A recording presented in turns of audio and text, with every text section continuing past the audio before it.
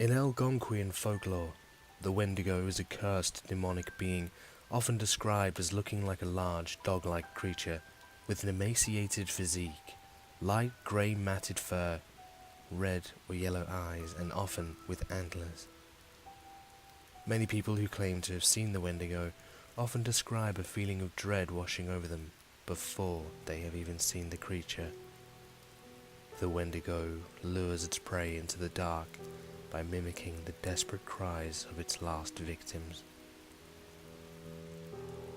For thousands of years, sailors and explorers have told tales of a creature that is half a woman and half fish. These creatures were known as sirens, and it is said that their singing would possess the sailors to jump into the ocean in a trance-like state, ultimately resulting in their deaths. The creatures were said to be visions of absolute beauty, and are now commonly referred to as mermaids, coming from the word mer meaning sea and maid, referring to their feminine form. Sightings of these creatures are still being reported all over the world to this day. Waking up with a jolt after dreaming that you're falling down is known as a hypnic jerk. While no one truly knows why we do this, it is believed that when we fall asleep, our soul leaves our body. Sometimes, though, there are demons hungrily stalking you, waiting to possess your empty body. But when in danger, the soul rushes back, and this is what causes you to jump awake. Black-eyed children is a paranormal phenomenon that is being reported more and more frequently each year. The children are described as having pale skin with solid black eyes. They will knock on your door in the early hours of the morning and ask to be let in. If you refuse to let them in, they will tell you that they are waiting for their parents and will ask once again to be invited in. Another common belief is that the children will only appear to those who already know of their existence. In 1901, Dr. Duncan McDougall conducted an experiment that proved that what we refer to as the soul does indeed exist, have a weight, and that it leaves our body the moment we die. McDougall weighed the bodies of terminal patients before and after death, and the experiment concluded that the weight of a soul is 21 grams for both humans and animals alike. The study came to be known as the 21-gram experiment. The story goes that in the 1950s, the Cooper family moved into their new home. On their first night there, the father took a photo of the family as they settled down for dinner, but when the photo was developed, they saw to their horror what looked like a body falling or hanging from the ceiling that hadn't been there when the photo was taken. So what was it? And where did it come from? In 1997, a number of hydrophones in the Pacific Ocean captured a noise so loud that it could be heard from over 3,000 miles away. The sound was named the Bloop, and the National Oceanic Atmospheric Association, or NOAA, agreed that the Bloop was organic in nature. The sound is said to come from a creature that would measure up to 6 times larger than a blue whale, and has been recorded a number of times since.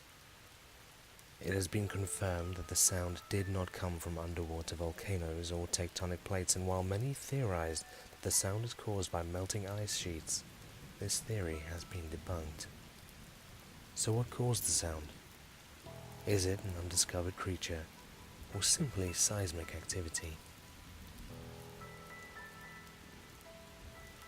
Sleep paralysis is the inability to move or speak when you're falling asleep or waking up. Many people who experience sleep paralysis describe seeing or feeling a malevolent being or demonic creature sitting on their chest, holding them down, choking them, or suffocating them, all while they are unable to move, unable to scream, unable to cry for help. In Old English, the name for these demons was mare. This is where the word nightmare originates. 1 in 12 people suffer from sleep paralysis and say that this is the most horrific experience they could ever imagine.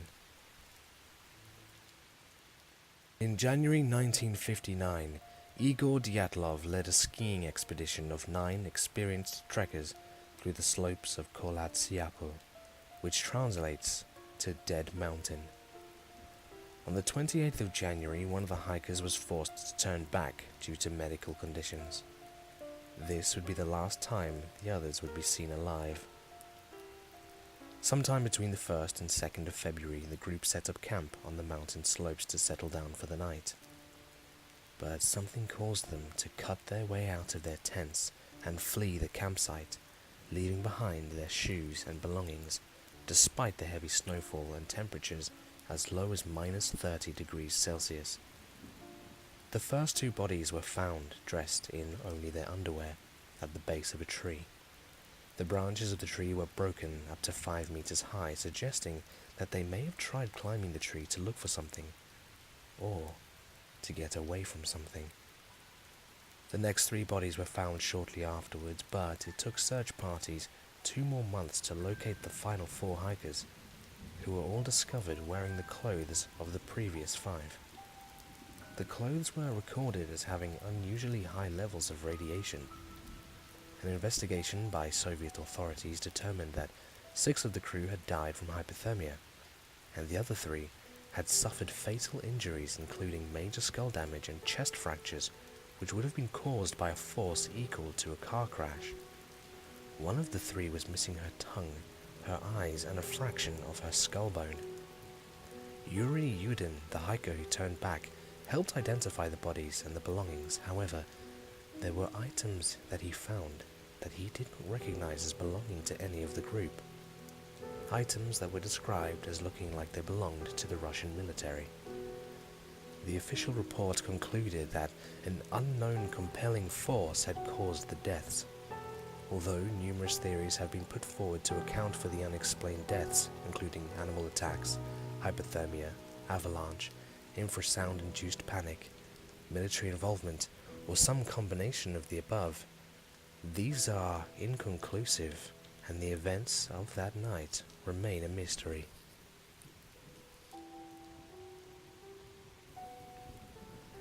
In 1960, an urban legend started spreading through the Channel Island of Jersey of a beast that would sneak into homes late at night and snatch naughty children from their beds while they slept. Reports started flooding in of sightings of the monster, and soon the entire island had heard of the Beast of Jersey. It wasn't until 11 years later, in 1971, that the Beast of Jersey was finally caught by police, and his name was Edward Paisnell. For 11 years, Paisnell got away with breaking into homes in the dead of night when he knew his prey was alone and vulnerable. He would snatch his victims from their beds, tie a noose around their necks, and subject them to his twisted sexual fantasies. Brutally raping, beating, and sodomizing women and children as part of a sick satanic ritual, Paisnell idolized and modeled himself after Charles de Rais, a 15th century French occultist who would lure children into his castle and murder them as a sacrifice to Satan.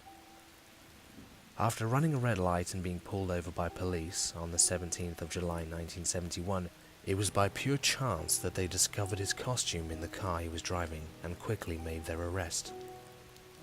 He was later found guilty and charged for 13 accounts of assault, rape, and sodomy, and sentenced to over 30 years in prison. More than 24 victims came forward after his arrest, and many more missing children's cases are suspected to be tied to the Beast of Jersey.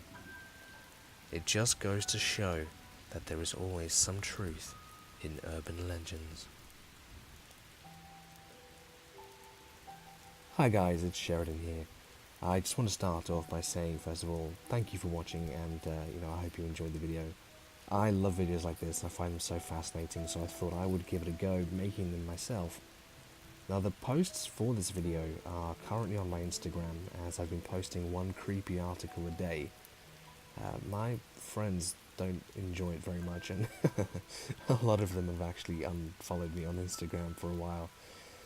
So if you want to see more, my link for my Instagram account is in the description, and I will be posting more for the rest of the month. And once again, thank you.